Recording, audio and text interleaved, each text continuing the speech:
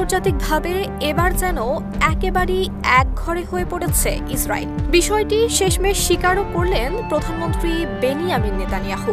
গাজায় চলমান যুদ্ধ এবং কট্টর ডানপন্থী নীতির কারণে দীর্ঘদিন চাপ এড়াতে না পেরে এবার তিনি বললেন, দেশকে এখন এমন এক অর্থনীতির সঙ্গে মানিয়ে নিতে হবে যেখানে স্বনির্ভরতা হবে সবচেয়ে বড় ভরসা।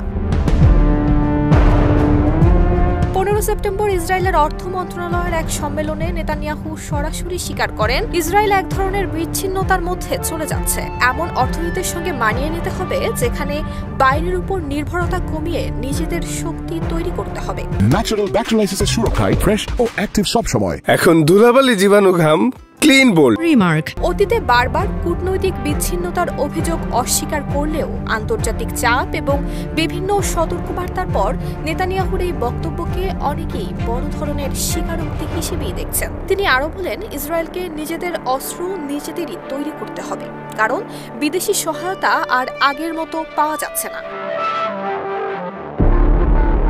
সাম্প্রতিক মাসগুলোতে যুক্তরাজ্য, স্পেন এবং কানাডা ইসরায়েলের কাছে অস্ত্র রপ্তানি বন্ধ করেছে।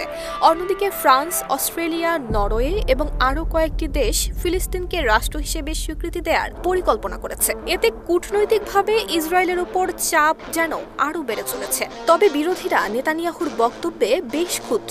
বিরোধী দলীয় নেতারা বলছেন, ইসরায়েলের এমন পরিস্থিতি নেতানিয়াহুর ব্যর্থ নীতি এবং ভুল সিদ্ধান্তের ফলাফল।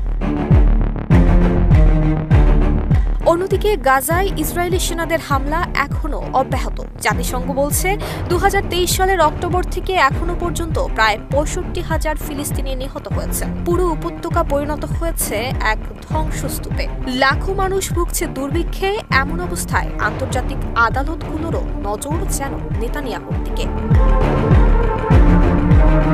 নুসরাত জাহান মেহের, ঢাকা পোস্ট।